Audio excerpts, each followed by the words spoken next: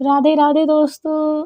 आज की हमारी इस वीडियो में हम आपके लिए लेकर आए हैं अश्विन माह में कृष्ण पक्ष में पड़ने वाली इंदिरा एकादशी व्रत की कथा, जो कि पितरों को अधोगति से मुक्ति दिलाती है और श्राद्ध पक्ष में इसका विशेष महत्व है। हर व्यक्ति अपनी ज़रूरत के अनुसार व्रत करता है। धन के लिए माँ लक्ष्मी का व्रत, विवाह के लिए भगवान शिव का व्रत, स्वास्थ्य के लिए हनुमान जी के व्रत, ना जाने और कितनी ज़रूरतों के हिसाब से इंसान व्रत करता है। परंतु ऐसा कौन सा व्रत हो सकता है जिससे सभी मनोकामनाएं पूर्ण हो जाएं, सांसारिक सुखों को भोग कर इंसान मोक्ष को प्राप्त हो। सब व्रतों में सर्वश्रेष्ठ व्रत सिर्फ एक ही है और वो है एकादशी का व्रत। एकादशी व्रत एकमात्र ऐसा व्रत है जो इंसान की सभी मनोकामनाएं पूर्ण कर उसे सुख समृद्धि देता है, मोक्ष दिलाता है। साल के 12 महीने में कुल 24 एकादशियां आती हैं। हर महीने के दोनों पक्ष, कृष्ण पक्ष और शुक्ल पक्ष की एकादशी तिथि होती है, परंतु अधिक मास में 2 एकादशी और बढ़ जाने से कुल 26 एकादशियां होती हैं। हर एकादशी का अपना महत्व होता है। जब भगवान विष्णु जी मूर दैत्य से 10,000 वर्षों तक युद्ध करने के पश्चात हेमवती गुफा में विश्राम कर रहे थे, तब दैत्य मूर भी उनके पीछे पीछे वहां पहुंच गया और उनको मारने ही वाला था। तभी भगवान विष्णु के शरीर से उज्जवल कांतिमय रूप वाली देवी प्रकट हुई। देवी ने राक्षस मूर को ललकारा, युद्ध किया और उसे तत्काल ही मौत के घाट उतार दिया। जब भगवान विष्णु को यह सब ज्ञान हुआ तो उन्होंने उस देवी को एकादशी का नाम दिया, क्योंकि देवी का प्राकट्य एकादशी के दिन हुआ था। तो चलिए अब सुनते हैं इंदिरा एकादशी के महत्व के बारे में। इंदिरा एकादशी का महत्व बहुत अधिक है, क्योंकि ये एकादशी सिर्फ व्रत करने वाले को ही पाप मुक्त नहीं करती, किंतु उस इंसान से जुड़े उसके पूर्वजों को भी मोक्ष दिलाती है। इंदिरा एकादशी पितृपक्ष के दौरान आने वाली एकादशी है और यह एकादशी महत्वपूर्ण एकादशियों में से एक है। इस दिन जो भी व्यक्ति विधि पूर्वक व्रत करता है, वह न तो केवल खुद मोक्ष पाता है, बल्कि अपने पूर्वजों को भी पाप मुक्त कर मोक्ष की प्राप्ति करवाता है। साथ ही अपने आने वाली पीढ़ियों के जन्म को भी पाप मुक्त करता है। तो आइए अब सुनते हैं एकादशी व्रत की विधि क्या है। किसी भी एकादशी व्रत की शुरुआत दशमी तिथि से होती है। दशमी तिथि के दिन ढलने के बाद कुछ भी ना खाएं। एकादशी के दिन गंगा जल पानी में मिलाकर स्नान करें और खुद को शुद्ध कर लें। सूर्य भगवान को जल अर्पित करें और जल अंजलि में लेकर व्रत का संकल्प करें। इस दिन किसी की चुगली, बुराई या गुस्सा न करें, मन को शुद्ध रखें। सुबह के समय भगवान विष्णु की पूजा अर्चना करें, उन्हें तुलसी दल से पंचामृत बनाकर अर्पित करें। इस दिन भगवत गीता पढ़ना बहुत फलदायी होता है। यदि पूरी गीता का पाठ न कर पाएं तो गीता के 11वें अध्याय का पाठ अवश्य करें। पितरों का आशीर्वाद लेने के लिए विधि पूर्वक श्राद्ध कर ब्राह्मणों को भोजन में दक्षिणा देनी चाहिए। पितरों को दिया गया अन्न पिंड गाय को खिलाना चाहिए। वैसे तो हर दिन गाय को चारा देना शुभ होता है, परंतु अगर आप हर दिन नहीं दे सकते तो एकादशी के दिन गाय को हरा चारा जरूर खिलाएं। शाम के समय मंदिर जाएं। यदि ना जा पाएं तो घर में ही भगवान विष्णु की पूजा जरूर करें और फल ग्रहण करें। द्वादशी के दिन अन्न का दान करें और फिर व्रत का समापन करें। तो चलिए अब सुनते हैं इंदिरा एकादशी व्रत की कथा क्या है। बोलिए भगवान श्री कृष्ण की जय, श्री हरि विष्णु की जय। एक समय धर्मराज युधिष्ठिर भगवान श्री कृष्ण से कहने लगे, कान्हा, अश्विन कृष्ण एकादशी का क्या नाम है, इसकी विधि और इस व्रत का फल क्या है, कृपा करके मुझसे कहिए। भगवान श्री कृष्ण तब धर्मराज युधिष्ठिर को इंदिरा एकादशी का महत्व बताते हुए कहते हैं, इस एकादशी का नाम इंदिरा एकादशी है। यह एकादशी पापों को नष्ट करने वाली और पितरों को अधोगति से मुक्ति देने वाली होती है। हे राजन, ध्यान पूर्वक इसकी कथा सुनो।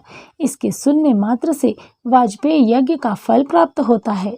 प्राचीन काल में सतयुग के समय में महिष्मती नाम की एक नगरी में इंद्रसेन नाम का एक प्रतापी राजा धर्म पूर्वक अपनी प्रजा का पालन करते हुए शासन करता था। वह राजा पुत्र, पौत्र और धन आदि से संपन्न विष्णु का परम भक्त था। एक दिन जब राजा सुखपूर्वक अपनी सभा में बैठा था तो आकाश मार्ग से महर्षि नारद उतरकर उसकी सभा में आए। राजा उन्हें देखते ही हाथ जोड़कर खड़ा हो गया। तब राजा ने उन्हें विधि पूर्वक आसन पर बिठाकर उनके चरण धोए। सुख से बैठकर मुनि ने राजा से पूछा, हे राजन, आपके सातों अंग कुशल पूर्वक तो हैं? तुम्हारी बुद्धि धर्म में और तुम्हारा मन विष्णु भक्ति में तो रहता है। देवऋषि नारद की ऐसी बातें सुनकर राजा ने कहा, हे महर्षि, आपकी कृपा से मेरे राज्य में सब कुशल मंगल है। मेरे यहाँ यज्ञ कर्म आदि सभी नियम पूर्वक हो रहे हैं। आप कृपा करके अपने आगमन का कारण कहिए। तब ऋषिवर कहने लगे, हे राजन, आप आश्चर्य देने वाले मेरे वचनों को सुनो। मैं एक समय ब्रह्मलोक से यमलोक को गया। वहां श्रद्धा पूर्वक यमराज से पूजित होकर मैंने धर्मशील और सत्यवान धर्मराज की प्रशंसा की। उसी यमराज की सभा में महान ज्ञानी और धर्मात्मा तुम्हारे पिता को एकादशी का व्रत भंग होने के कारण देखा। उन्होंने संदेश दिया, सो मैं तुम्हें कहता हूँ। उन्होंने कहा कि पूर्व जन्म में कोई विघ्न हो जाने के कारण मैं यमराज के निकट रह रहा हूँ। सो हे पुत्र, यदि तुम अश्विन कृष्ण इंद्रा एकादशी का व्रत मेरे निमित्त करो तो मुझे स्वर्ग की प्राप्ति हो सकती है। इतना सुनकर राजा कहने लगा, हे महर्षि, आप इस व्रत की विधि मुझसे कहिए। नारद जी कहने लगे, अश्विन माह की कृष्ण पक्ष की दशमी के दिन प्रातः काल श्रद्धापूर्वक स्नान आदि से निवृत्त होकर पुनः दोपहर को नदी आदि में स्नान करें। फिर श्रद्धापूर्वक पितरों का श्राद्ध करें और एक बार भोजन करें। प्रातःकाल होने पर एकादशी के दिन दातुन करके स्नान करें। फिर व्रत के नियमों को भक्तिपूर्वक ग्रहण करते हुए प्रतिज्ञा करें कि मैं आज संपूर्ण भोगों को त्याग कर निराहार रहकर एकादशी का व्रत करूंगा। हे अच्युत, हे पुंडरीकाक्ष, मैं आपकी शरण हूँ, आप मेरी रक्षा कीजिए। इस प्रकार नियम पूर्वक शालिग्राम की मूर्ति के आगे विधि पूर्वक श्राद्ध करके योग्य ब्राह्मणों को फलाहार का भोजन कराएं और दक्षिणा दें। पितरों के श्राद्ध से जो बच जाए उसको सूंघ कर गौ को दे दें तथा धूप दीप गंध पुष्प नैवेद्य सब सामग्री से ऋषिकेश भगवान का पूजन करें। रात में भगवान के निकट बैठकर जागरण करें। इसके पश्चात द्वादशी के दिन प्रातःकाल होने पर भगवान का पूजन करके ब्राह्मणों को भोजन कराएं। भाई बंधुओं स्त्री और पुत्र सहित आप सभी मौन रहकर भोजन करें। नारद जी कहने लगे, हे राजन, इस विधि से यदि तुम आलस्य रहित होकर इस एकादशी का व्रत करोगे तो तुम्हारे पिता अवश्य ही स्वर्गलोक को जाएंगे। इतना कहकर नारद जी अंतर्ध्यान हो गए। नारद जी के कहने के अनुसार राजा द्वारा अपने बांधवों और दासों सहित व्रत करने से आकाश से पुष्प वर्षा हुई और उस राजा का पिता गरुड़ पर चढ़कर विष्णु लोक को गया। राजा इंद्रसेन भी एकादशी के व्रत के प्रभाव से निष्कंटक राज्य करके अंत में अपने पुत्र को सिंहासन पर बिठाकर स्वर्ग लोक को गया। तो भगवान श्री कृष्ण ने युधिष्ठिर से कहा, हे युधिष्ठिर, यह इंद्रा एकादशी के व्रत का महात्म्य मैंने तुमसे कहा। इसके पढ़ने और सुनने से मनुष्य सभी पापों से छूट जाते हैं और सब प्रकार के भोगों को भोग कर बैकुंठ को प्राप्त होते हैं। ओम नमो नारायणाय। इंद्रा एकादशी व्रत की पूजा विधि। सुबह जल्दी उठकर स्नान से निवृत्त हो जाएं। घर के मंदिर में दीप प्रज्वलित करें। भगवान विष्णु का गंगा जल से अभिषेक करें। फिर भगवान विष्णु को पुष्प और तुलसी दल अर्पित करें। अगर संभव हो तो इस दिन व्रत रखें। भगवान की आरती करें। भगवान को भोग लगाएं। इस बात का विशेष ध्यान रखें कि भगवान को सिर्फ सात्विक चीज़ों का ही भोग लगाया जाता है। भगवान विष्णु के भोग में तुलसी जरूर होनी चाहिए। ऐसा माना जाता है कि बिना तुलसी के भगवान विष्णु भोग ग्रहण नहीं करते। इस पावन दिन भगवान विष्णु के साथ ही माता लक्ष्मी की भी पूजा करें। इस दिन भगवान का अधिक से अधिक ध्यान करें।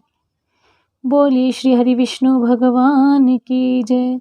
शांताकारं भुजंगशयनं पद्मनाभं सुरेशं विश्वाधारं गगनसदृशं मेघवर्णं शुभांगं लक्ष्मीकान्तं कमलनयनं योगिविरध्यानगम्यं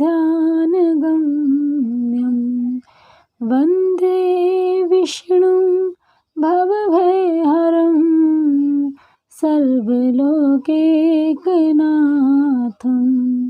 सर्वलोकैकनाथं। जय जय श्री हरि विष्णु, जय माता लक्ष्मी। तो दोस्तों, कैसी लगी आपको हमारे द्वारा सुनाई गई यह वीडियो, हमें कमेंट बॉक्स में कमेंट कर अवश्य बताइएगा। यदि आपको हमारी यह वीडियो पसंद आई हो तो इसे ज़्यादा से ज़्यादा शेयर करें। हमारे चैनल को सब्सक्राइब और लाइक करना बिल्कुल भी मत भूलिएगा। बेल आइकन ज़रूर दबाएं ताकि आपको हमारी हर वीडियो की अपडेट प्राप्त होती रहे। आप सभी का हमसे जुड़े रहने के लिए बहुत बहुत धन्यवाद। राधे राधे।